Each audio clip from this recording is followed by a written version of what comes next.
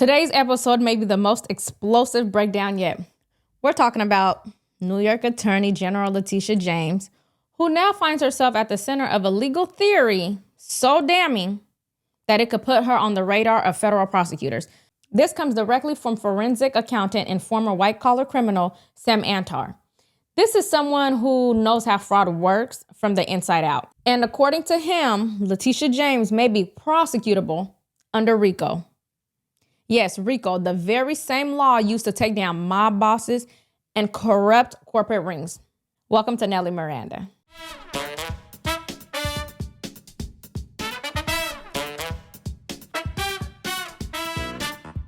But before we get into today's topic, please make sure you like and subscribe as it really helps support the channel, and tap the notification bell so you never miss an update.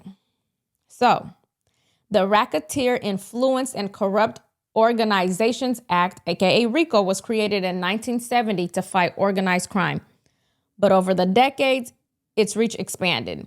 It's now used to prosecute white-collar criminals, political corruption, and yes, systematic real estate fraud. To prosecute someone under RICO, prosecutors must prove three main elements. 1, there's an enterprise.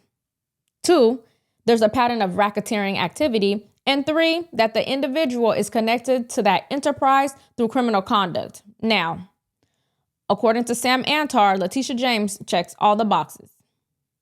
The enterprise, that would be the New York Attorney General office itself.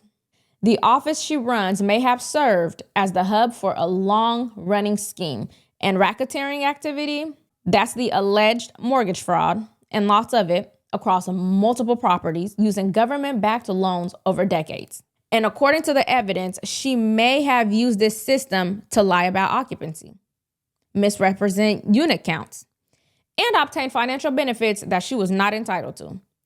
Over $300,000 worth. Now, let's walk through just a few examples of what Sam Antar lays out. So in Brooklyn, James co-owned a building with a certificate of occupancy that clearly listed 5 dwelling units. But over the years, in mortgage after mortgage, the property was falsely reported as having only 2 units, 3 units, 4 units. Why? Because Fannie Mae and Freddie Mac don't underwrite loans for properties with 5 units or more. So by understating the number of units, make the building eligible for more favorable financing terms. And that means bigger loans, lower rates, fewer restrictions.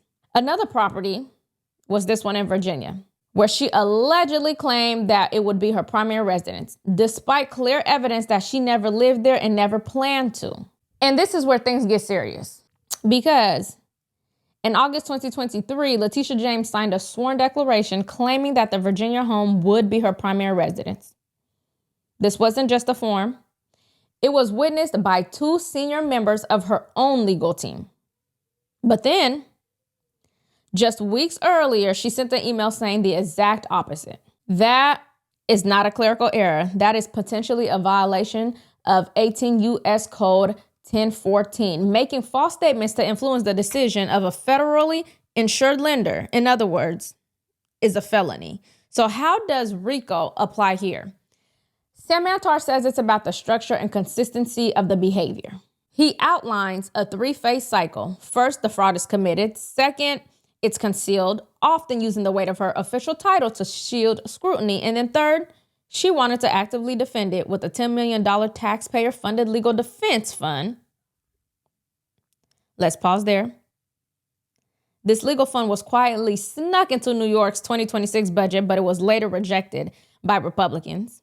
But had it been approved, it would have allowed James to use public money to defend against lawsuits, even for actions unrelated to her job. Her real estate dealings has nothing to do with being a New York Attorney General. That alone is raising massive ethical red flags, because that is a gross misuse of taxpayer dollars.